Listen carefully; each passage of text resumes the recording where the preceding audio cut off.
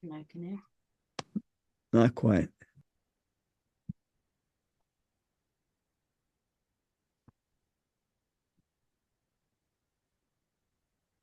Okay, I think you can. I hope you're all saying acknowledge global bad news. Yep. Okay. So I don't want to just I look for good news, but I feel like I have to give just a short nod to bad news. The Philadelphia corridor, we're always looking for good maps. This shows the Philadelphia corridor, which is right on the border between Gaza and Egypt, and Israel controls it. It turns out that these so-called tunnels that have been used to smuggle in weaponry from Iran for Hamas, they haven't been used. It's all been over the across the border, and mainly through Rafah with bribes of the Egyptian border guards. But anyway, this is Netanyahu's latest excuse for avoiding a ceasefire. So there it is in the flesh. Sudan, man, what happened?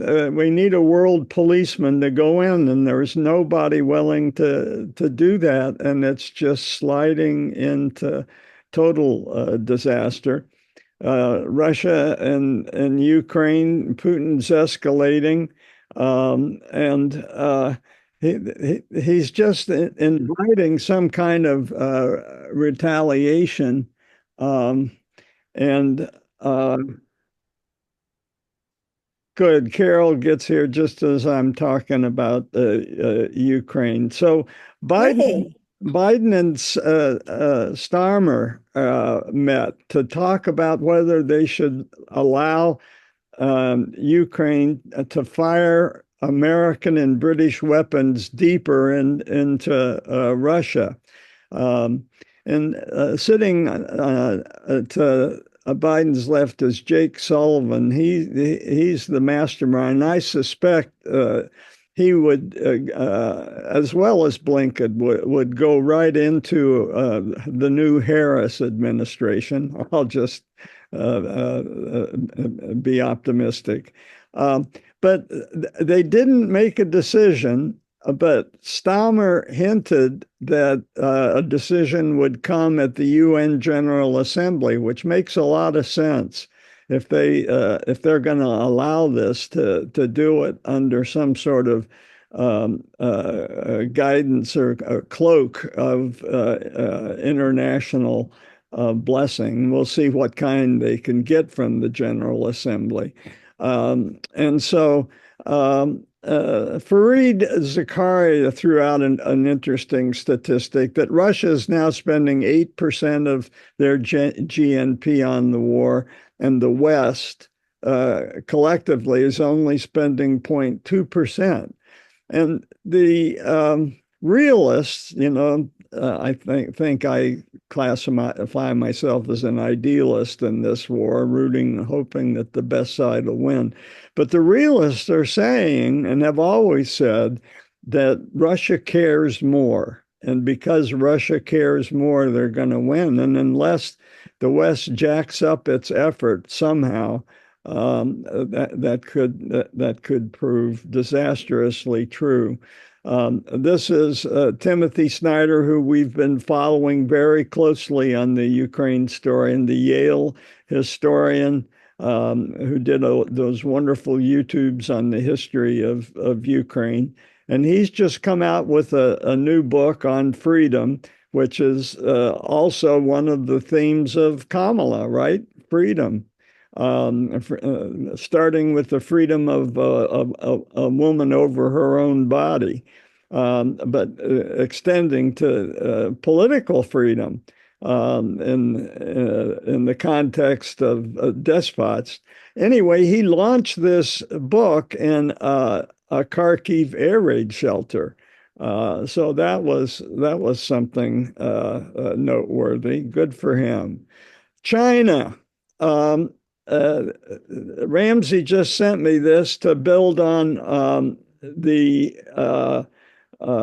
special session that we had on the solar revolution that showed how much China had built into solar collectors. And here are a few graphics on that showing what China's contribution is. You can see it's the giant share of solar worldwide. And it's just gone up and up and up, including last year. And then, along with this interesting map of the surface areas replicated, each one of these is a footprint of one particular installation. This is, I wonder where this is in China, just this huge installation.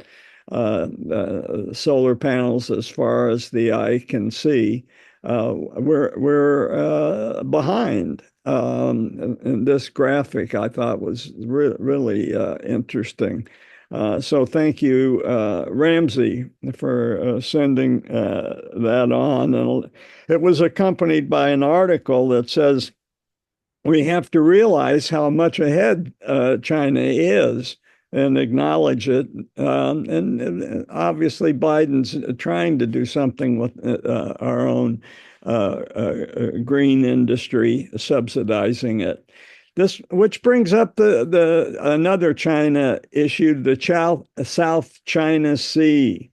I'm not going to do a deep dive, although I was tempted to, on the history of the South China Sea, but I'm just going to quickly go through this graphic. So these are all the countries around the South China Sea, starting Philippines, Malaysia, Vietnam, China. And then they each get assigned a color, and the color line is their claims out by international law out into the sea around them. And you see this terrible overlap between China's claims and Taiwan. Of course, China claims Taiwan as its own. So that's terrible. But there's a tremendous overlap with the Philippines and Vietnam overlaps with China's claims. This is an awfully complicated map, and to make things worse, in the 1930s, okay, 90 years ago, Chiang Kai-shek, his government put out this 9-dash line, which said all this is China's claim. Everything to the north of this line, China is claiming with this 9-dash line.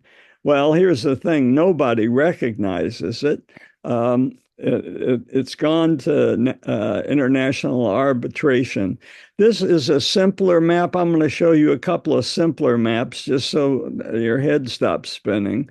But this is so-called cow's tongue line. The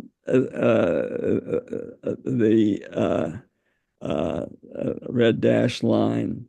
And I want you to note the Spratly Islands right in the middle of the cow's tongue. So China is claiming this as their own territory, despite international law and in defiance of international law.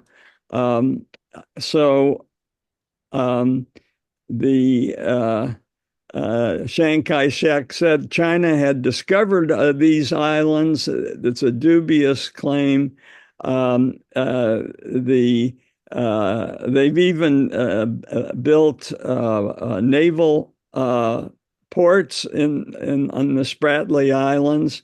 And why? Well, China is still suffering from a humiliation, what they call their century of humiliation, which started with the Opium Wars that the British Empire initiated to try to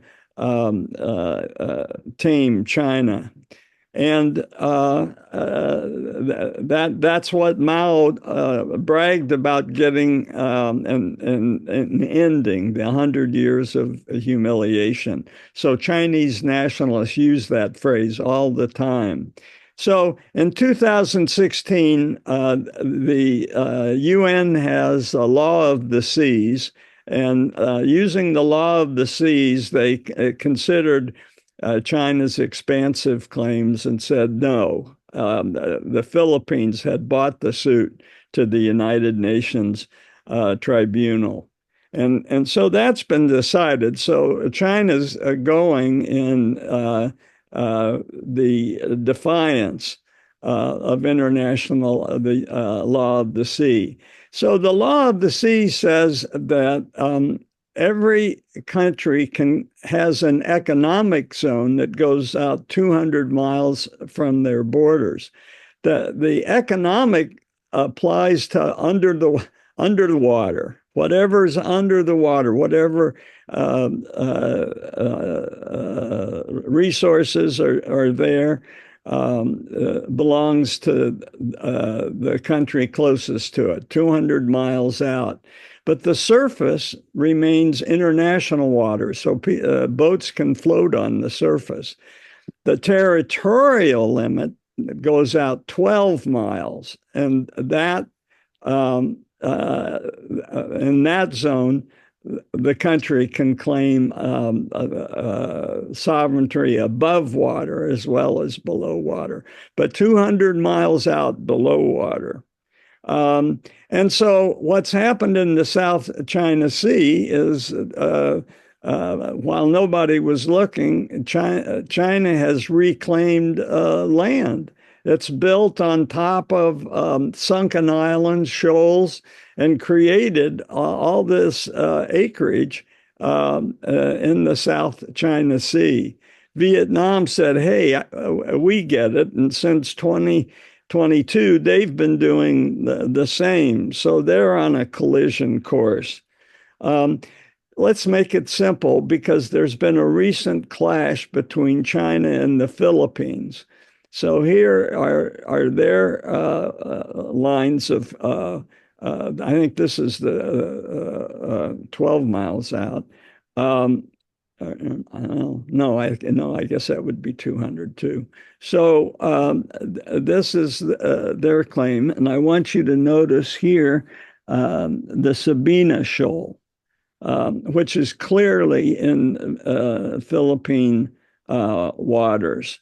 But here's the yellow dash line that China has drawn.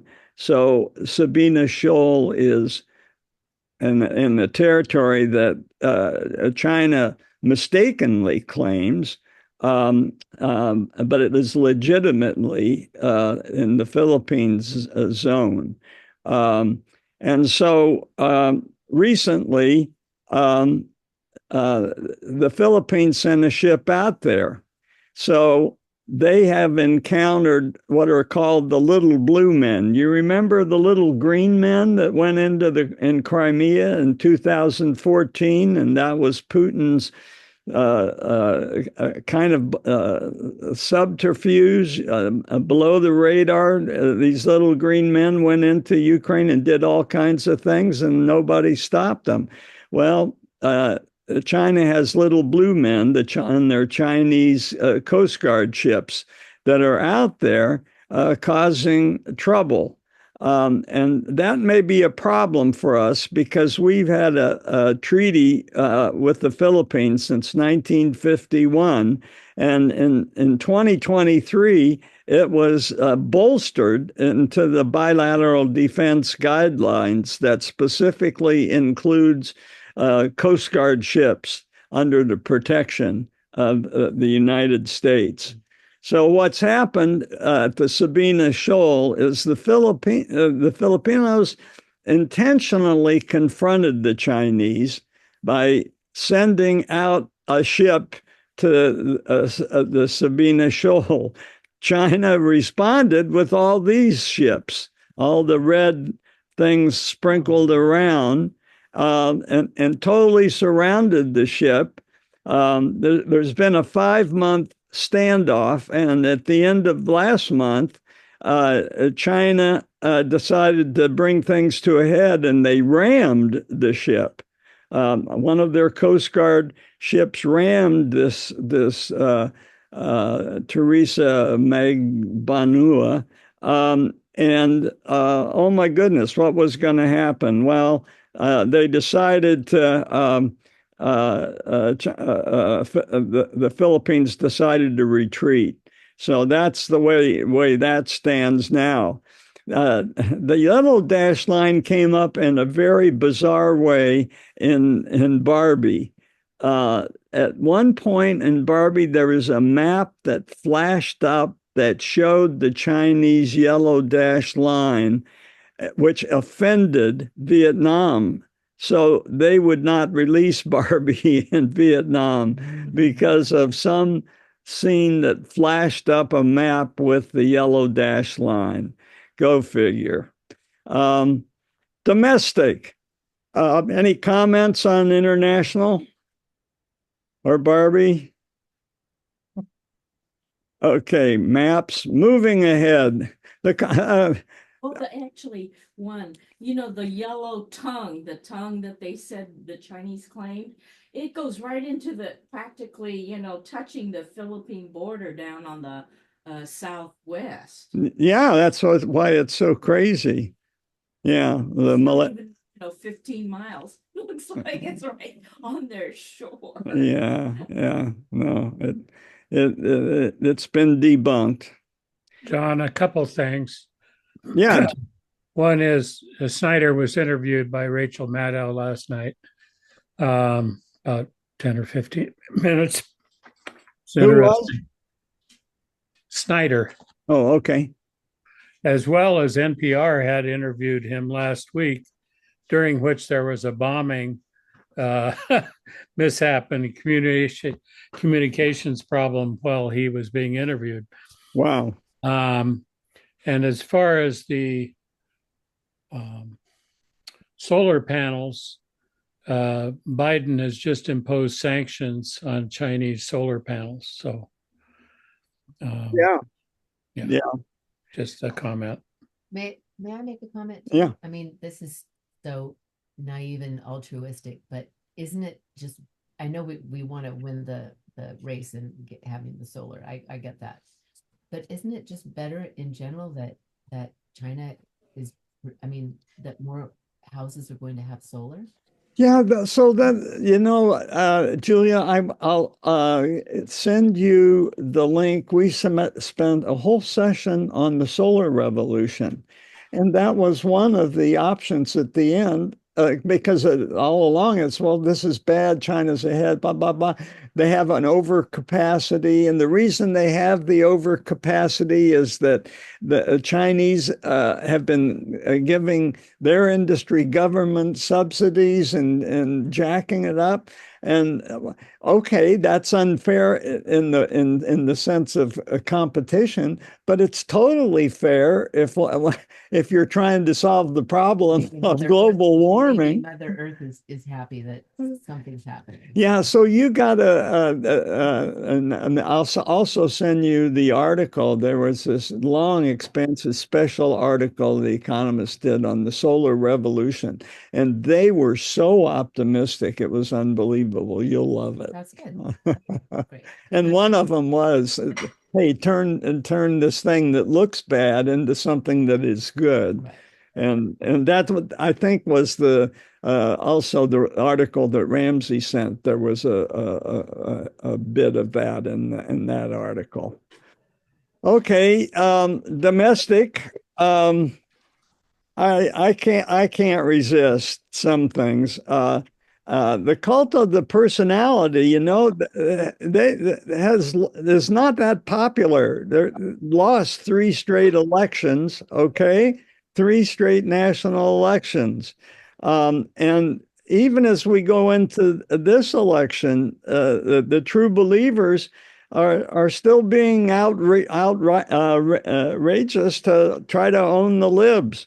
And this dalliance that Trump currently has with a conspiracy theorist, how is that playing? How is that playing? He's had a pretty constant relationship with this woman over the last year, and they look pretty chummy in this picture. So much so that Marjorie Taylor Greene is picking a fight with her because I guess she's jealous. I don't know. But I find it hilarious. And maybe I think the sign of that his movement is a little bit out of control and is going to do even worse in the election.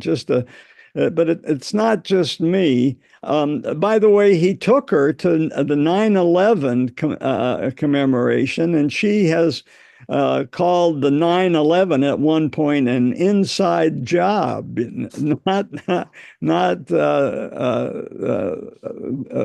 Osama bin Laden.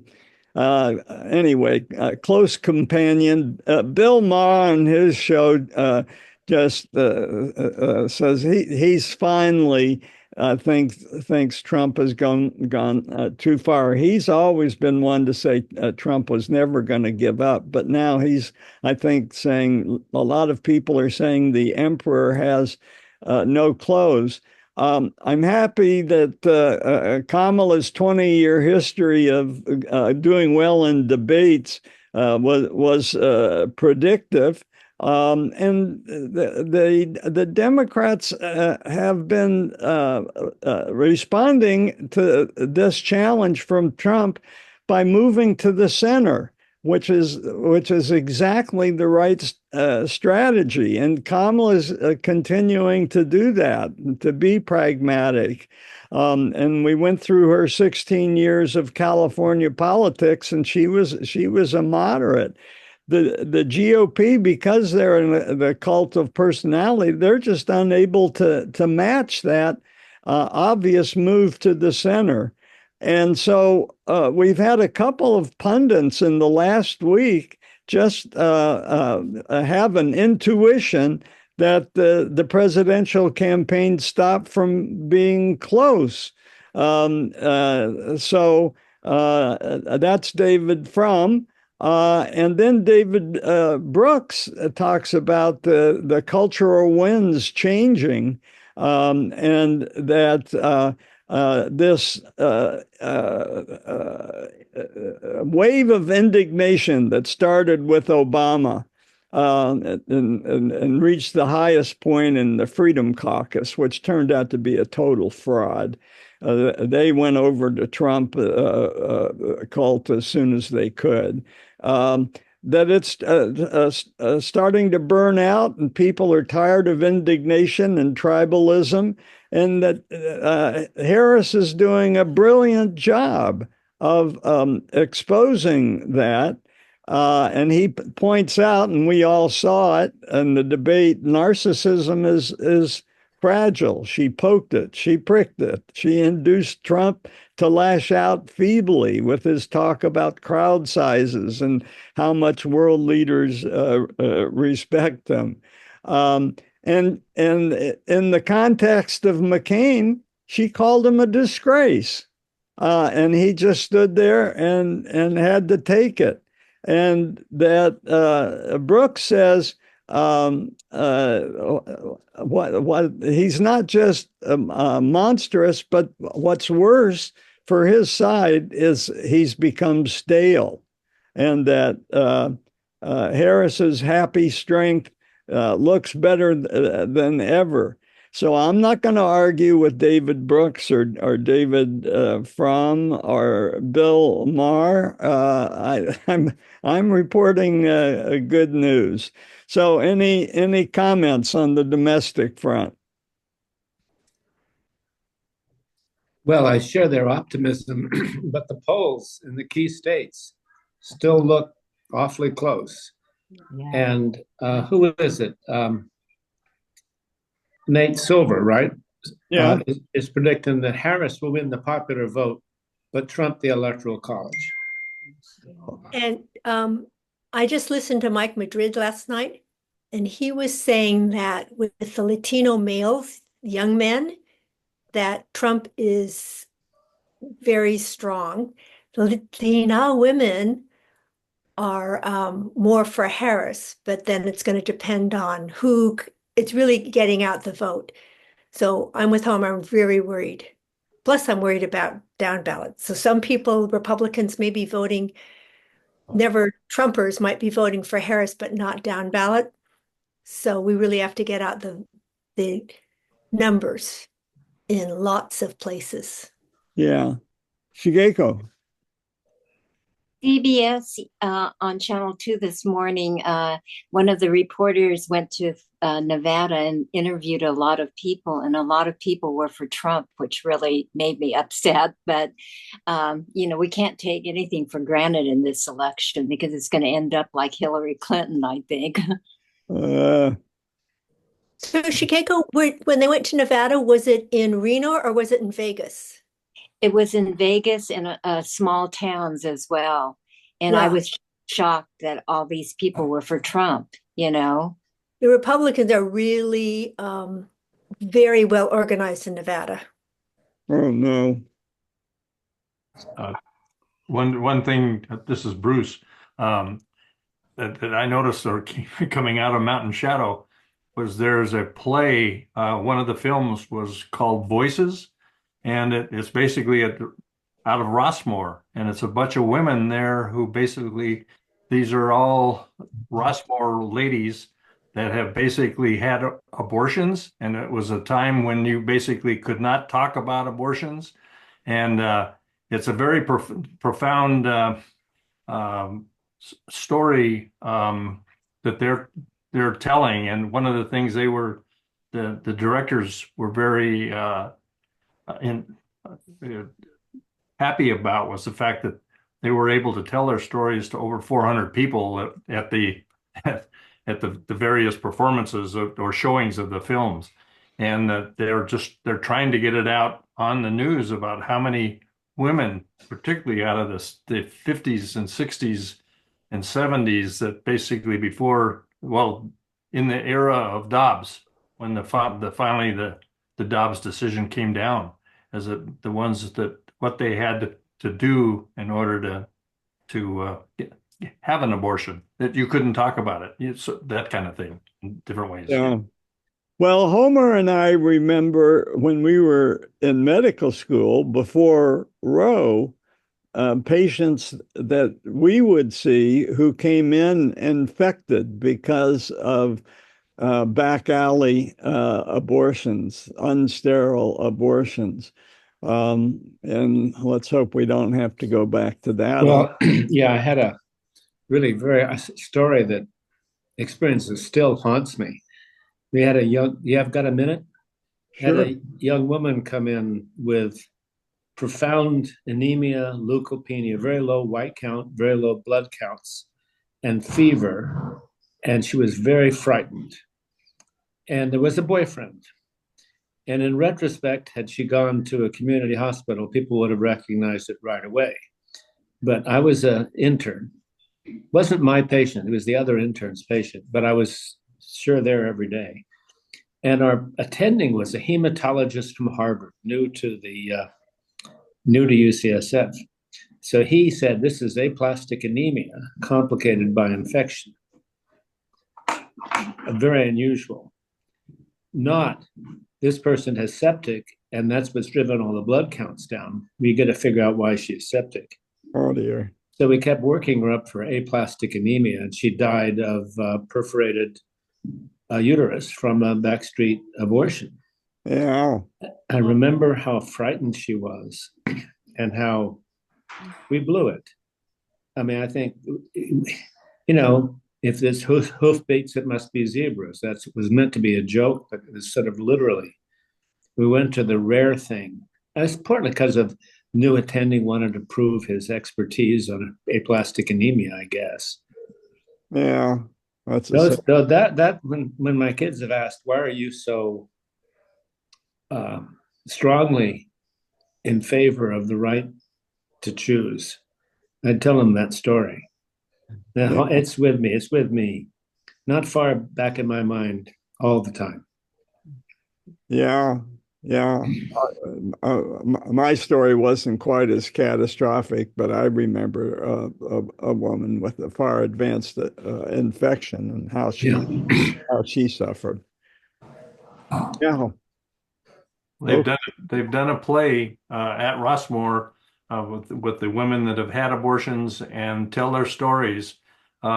It's pretty profound, and so maybe at some point in time I can figure out a way to let you all see it, because it is amazing, and I don't understand why women today can even think about Trump.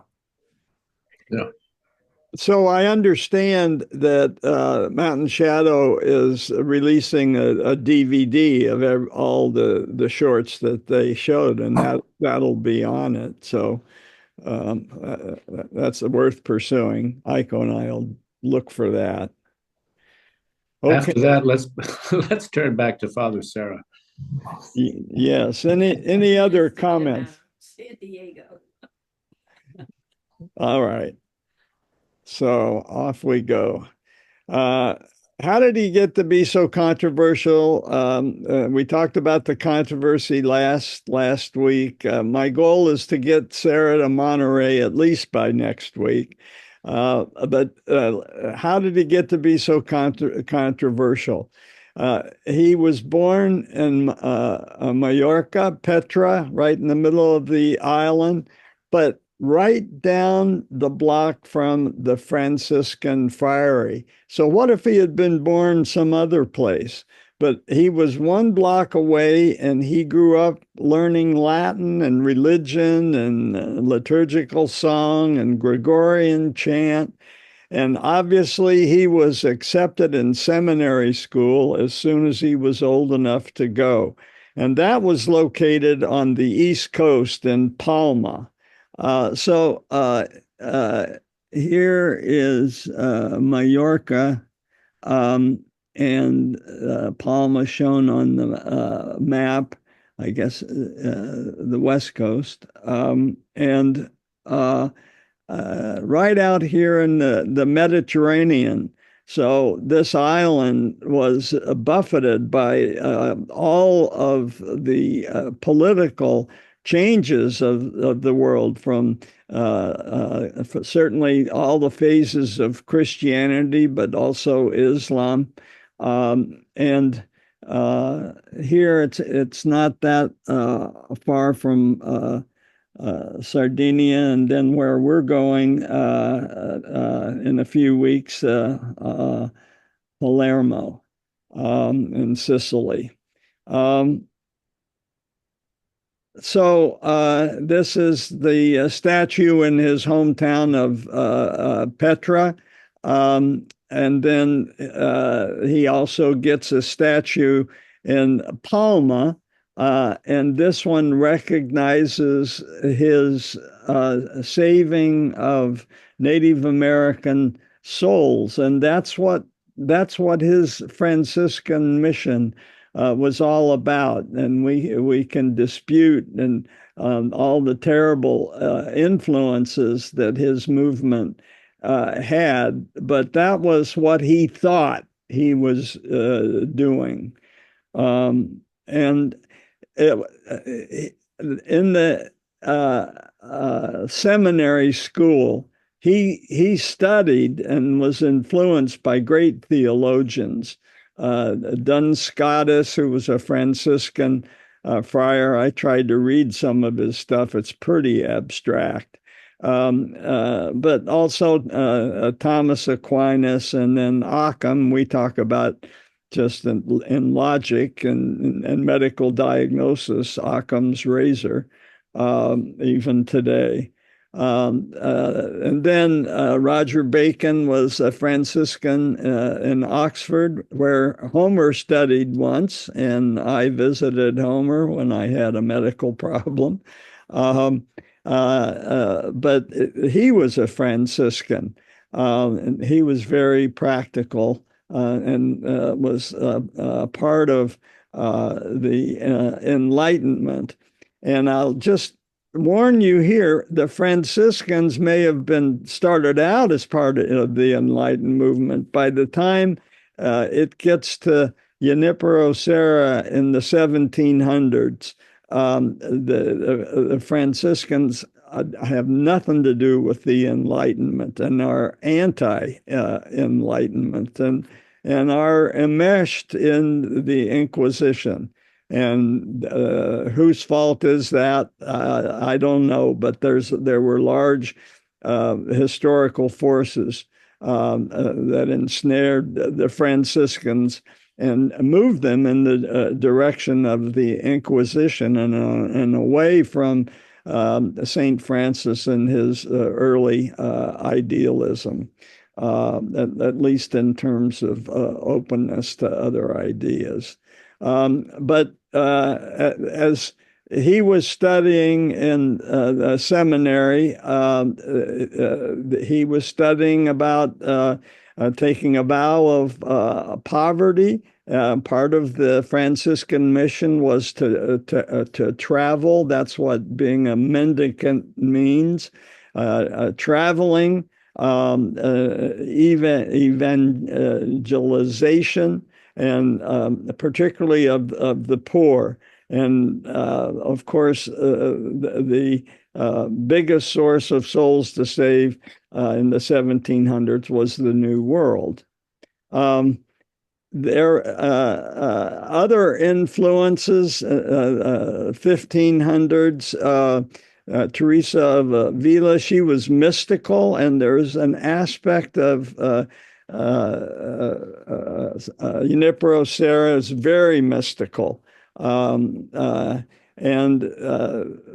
Interestingly, she was opposed by the Spanish Inquisition for her mysticism, but she was allowed to have it, and she was celebrated in art, especially this famous statue.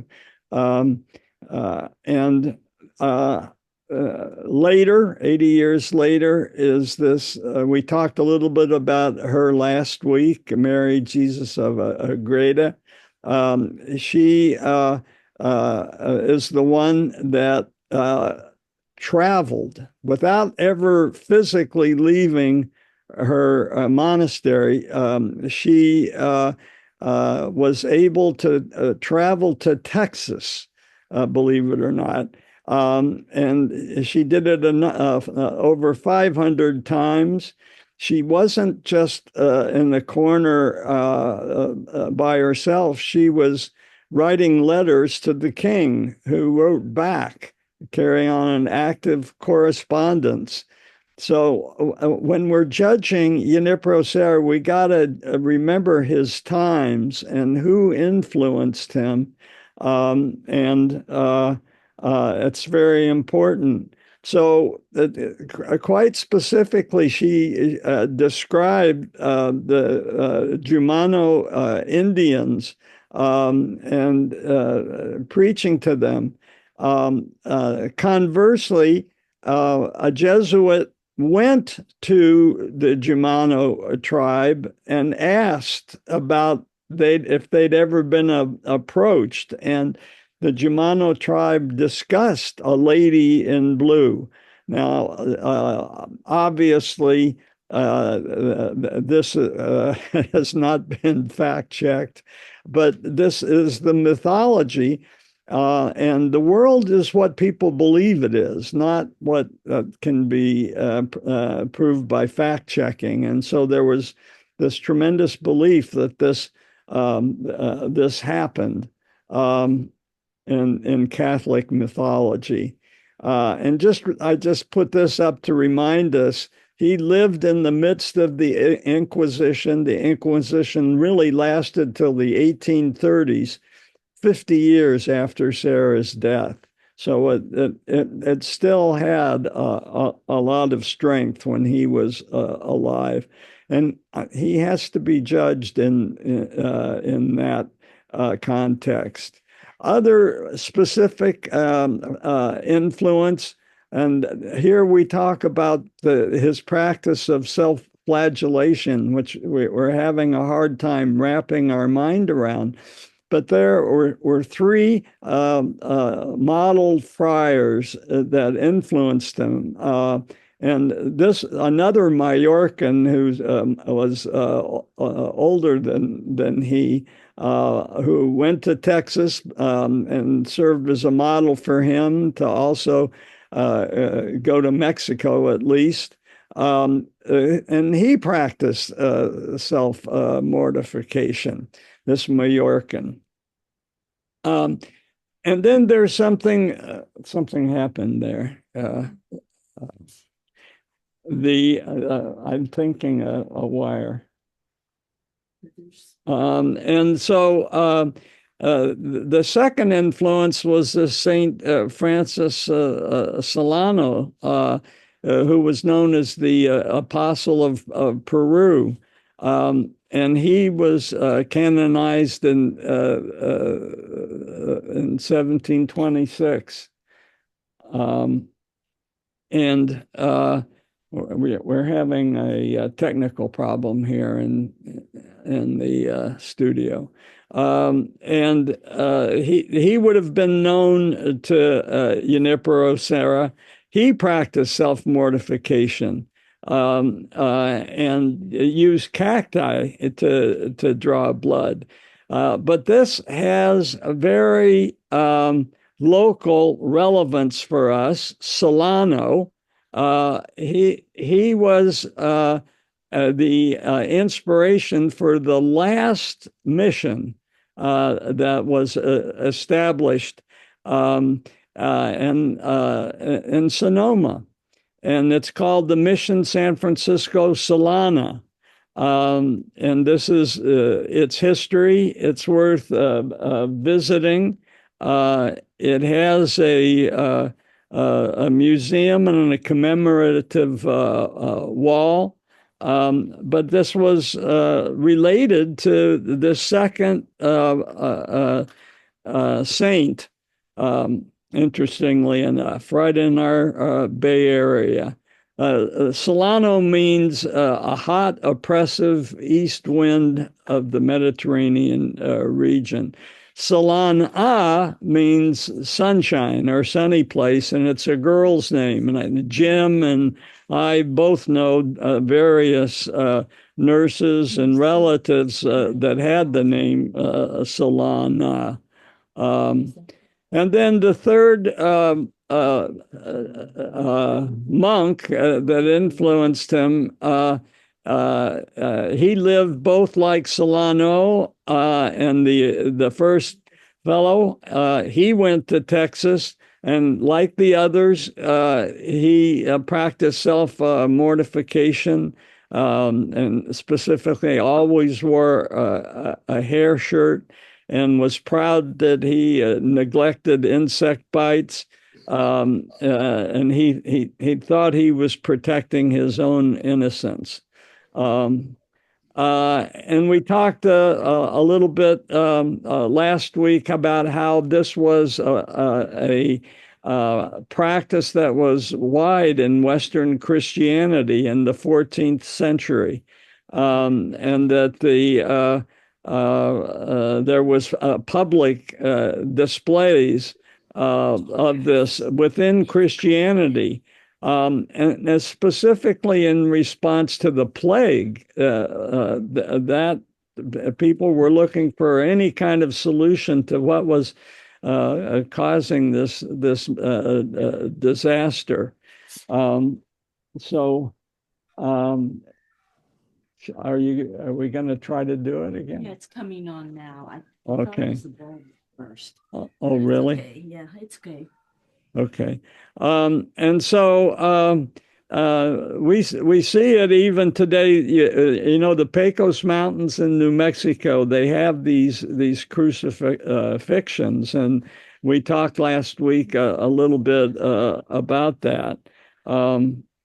So, and this was where I got a little confused last week. There's the Shia, and the Shia practice the same kind of self-flagellation, and I confused it last week, but here Wikipedia kind of bails me out. It says in the same way that Christians try to emulate Jesus.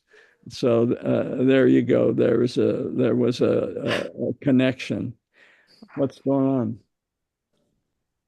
We're still struggling here. And then so why is this? Well, it has to be a public performance for this to be effective.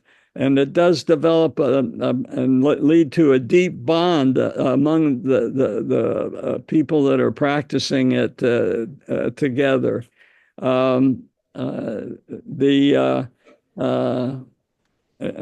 They talk about the affirmation and the love that comes from the vulnerability for something like that. Okay, so Serra's name, he adopted for his church name, Juniper, a play on that. And Juniper was one of the first disciples of Francis. And Juniper was much impressed by the story of Saint Francis, who, you can take a look, who decided to dedicate himself to the service of the Lord and giving back not only his money, but also his clothes. And his father objected, and the churchman lift the garment to cover his nakedness to keep him from his father from being embarrassed. So that was the story of Saint Francis. Juniper, one of his first disciples, famously gave away his clothes to beggars on the street. And that caused a furor, and he was finally reprimanded and commanded to cease to give away his clothes to the poor. And he famously said, okay, but every time he confronted, or a beggar confronted him, Juniper says, I can't give you my cloak, but I wouldn't keep you from taking my cloak. And so that was his way of getting around.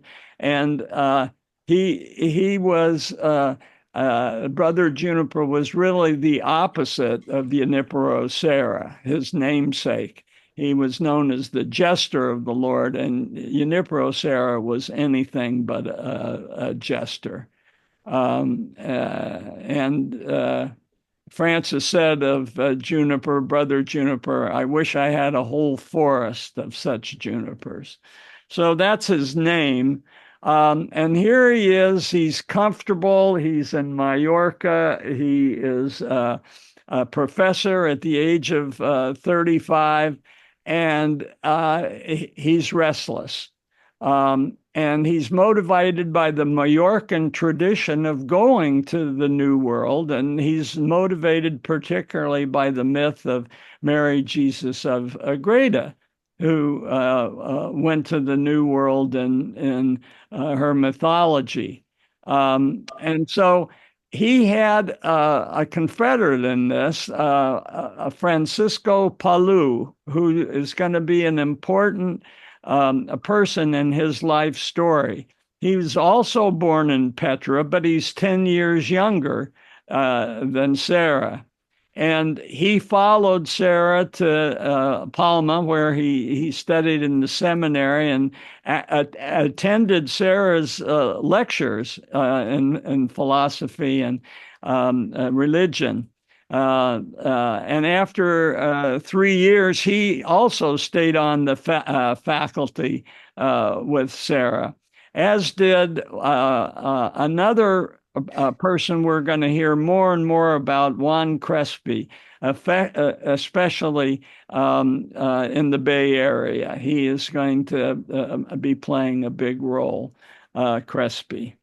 And so with Palu, they both decide to go to the New World, and their destiny is they're both going to be involved in Baja and Alta California missions.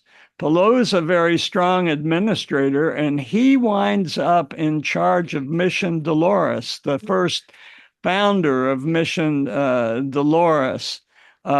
He is also the historian and Sarah's biographer.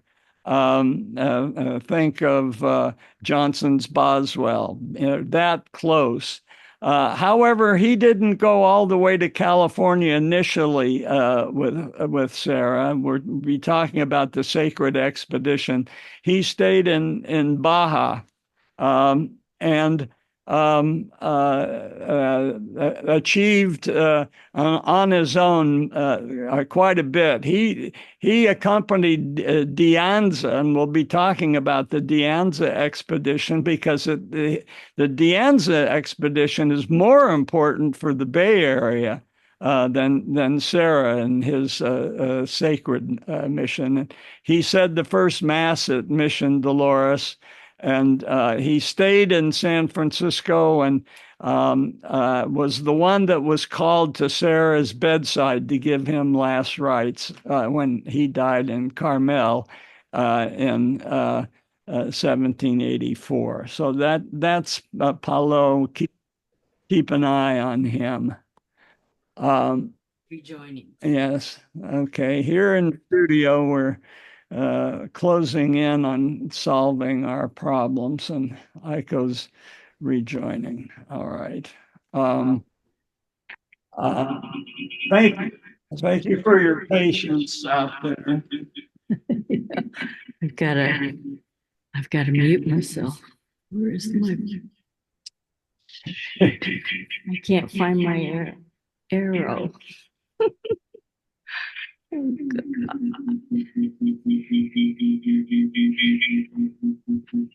No, I can't. Is my yeah.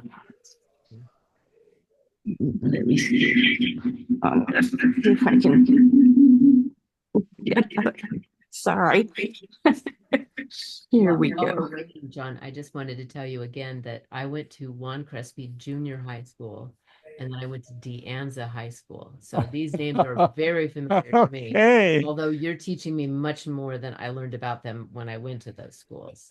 Well, this is the whole reason for doing the history of California, is to help us appreciate where all these names come from and the context. That's what that's great.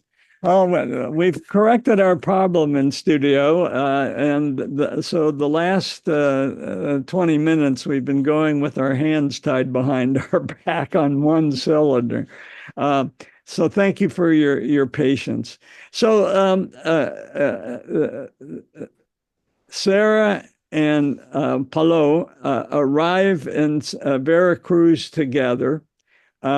And Serra typically refuses to ride on a horse or a donkey up to Mexico City. He is striving for purity, and he emulates St. Francis and walks, and they walk all the way to Mexico City, which is an elevation of 8,000 feet. And on the way, he gets bitten, and whether it's an insect or a serpent or I've read various accounts, but his leg becomes swollen and ulcerous, and of course, in typical self-flagellating style, he sees it as a blessing that he can suffer like our Lord Jesus. And he approaches pain that way, and then of course he inflicts pain. During his sermons, he's said to have hit himself with a chain or beat his breast with a stone, or to intentionally put his fingers and chest in lighted candles. And this comes up when they're talking about the physical punishment of novitiates in the missions, that he okayed physical punishments in the light of the punishments that he delivered to himself. The only problem with that is this is not a part of Native American history at all. They did not punish their kids in that way. His destination, and this is an interesting institution, the College of San Fernando de Mexico. It was founded there in 1734, and this is, I think, evangelical training. He arrives there, and he's no longer a professor. Like he attained on Mallorca. He has to start over when he joins the missionary college, and again work his way up in a different career ladder. And they were specifically trained to work with the indigenous populations, languages, customs. And here's the thing, there were a lot of Majorcan Franciscans that went through this college. We've already talked about Serra, Palu, and Crespi. But here's a paper that was written decades ago, but documented that there were 128 Fernandinos, people that were trained at this college, many of them from Mallorca, that were involved in founding the 20 missions in Alta California, and that they Christianized close to 100,000 Native Americans.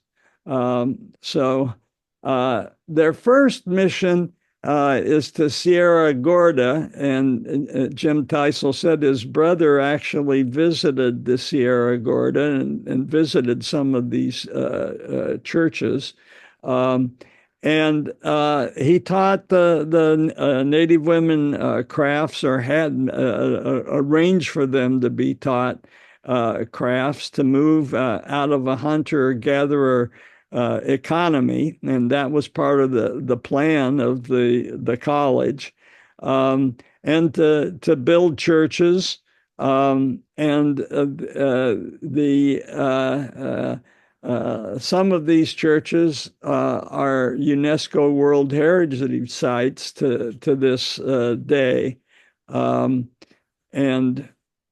might be worth a visit. He was there 9 years.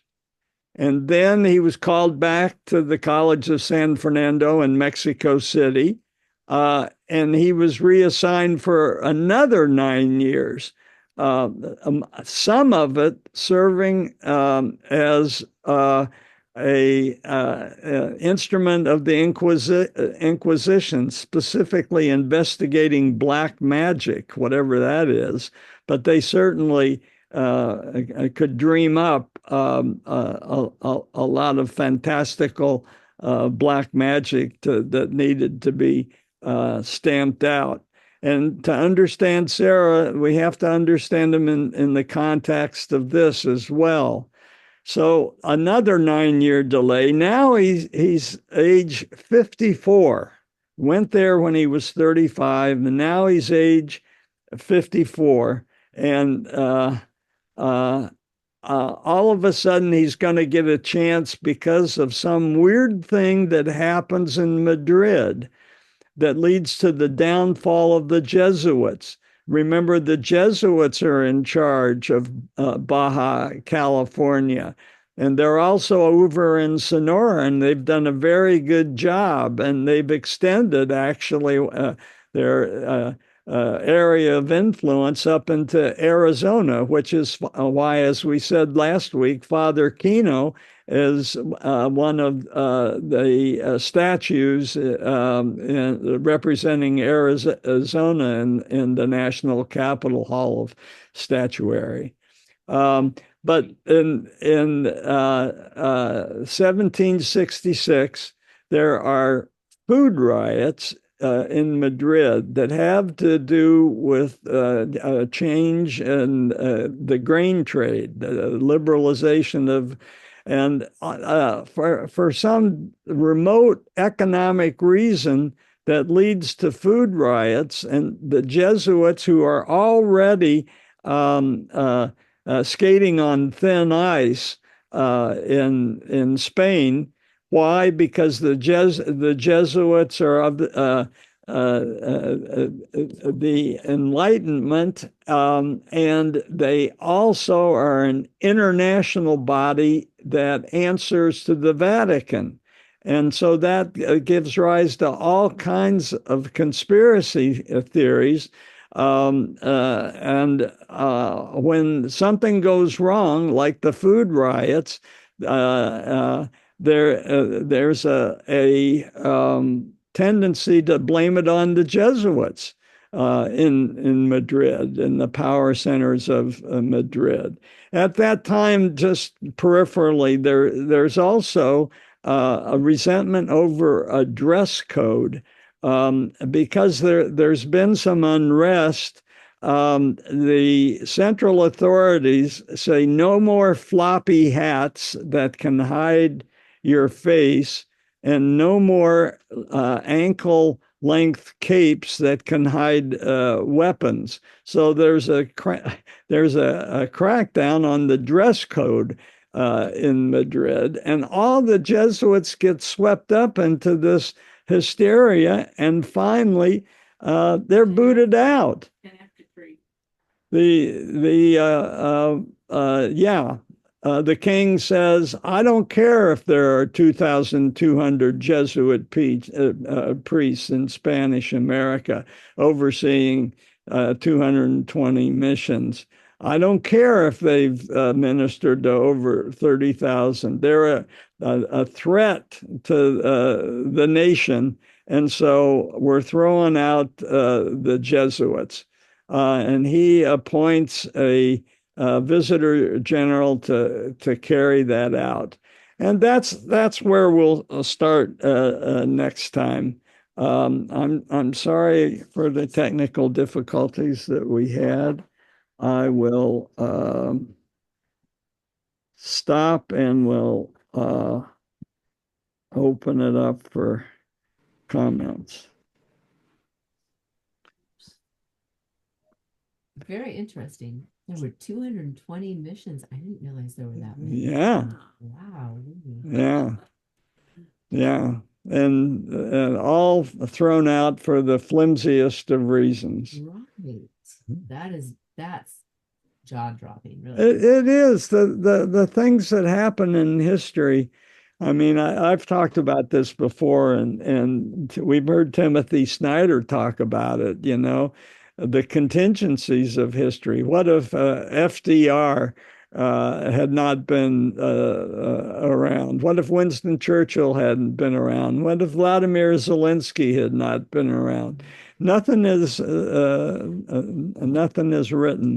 Everything is, and he uses the word luck. It's just a matter of luck, and the Jesuits had bad luck, and I don't know if that meant that California had good luck or bad luck.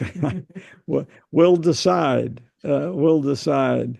I know it's a hard sell for some of you, Bruce, but I hope I'm trying to paint a picture of his